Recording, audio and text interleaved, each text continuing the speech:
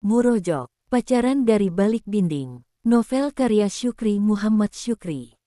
Cara kerjanya sederhana. Saat para orang tua sedang sibuk di depan, lelaki di lantai Magic sering menyelinap ke balik benteng cinta. Mereka pura-pura membuang jerami, padahal ingin bertemu dengan gadis yang ada di sana. Gadis itu bagian dari kelompok perempuan berkelubung, tugasnya Mujes, yaitu mengurai jerami untuk mencari sisa bulir padi. Caranya, jerami diangkat dan digoyang-goyang, bila masih ada bulir padi tersisa akan langsung jatuh ke lantai tikar. Di depan, benteng cinta, ada 2 orang gadis, secara bergantian ditempatkan di sana. Mereka pun bagian dari perempuan berkelubung. Tugasnya Mubere, membuka gulungan jerami hasil tendangan tumit dari petugas Mulumet. Tugas 2 orang gadis itu untuk memudahkan perempuan di belakang benteng cinta mengurai jerami. Seperti sudah diatur, dalam waktu 10 menit, mereka saling bertukar tempat.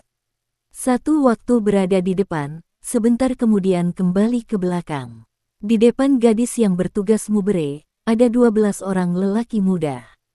Mereka berdiri dalam formasi 4 baris, masing-masing baris diisi oleh 3 orang. Setiap orang memegang 2 buah tongkat dari batang serule, batang tanaman tepus bernama Latin Archasma coccinum Val. Fungsi tongkat itu sebagai penyangga keseimbangan tubuh sewaktu memijak-mijak tangkai padi. Dalam tradisi panen, tugas 12 orang lelaki muda itu disebut Mulumet, merontokkan bulir padi dari tangkainya.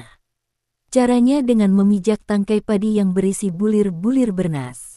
Sisa dari proses itu adalah gulungan jerami, lalu digeser kepada lelaki di belakangnya. Proses ini berlangsung secara estafet sampai ke kaki lelaki muda pada barisan keempat. Padi itu berasal dari Pondok Seladang. Di sana ada 2 orang tua tugasnya Mugerbol.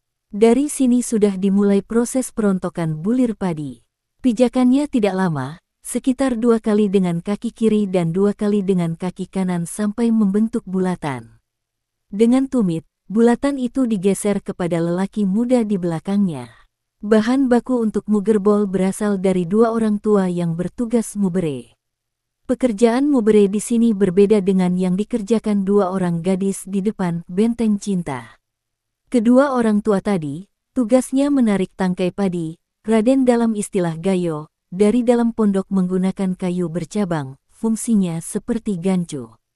Lalu, melepas tali pengikat tangkai padi, selanjutnya ditumpuk di depan lelaki yang bertugas Mugerbol. Rangkaian proses itu merupakan komponen aktivitas Magic, dilakukan secara gotong royong. Magic bisa berlangsung di sawah sendiri maupun di tempat orang lain. Pemilik sawah saling mengundang, medianya hanya sebatang rokok.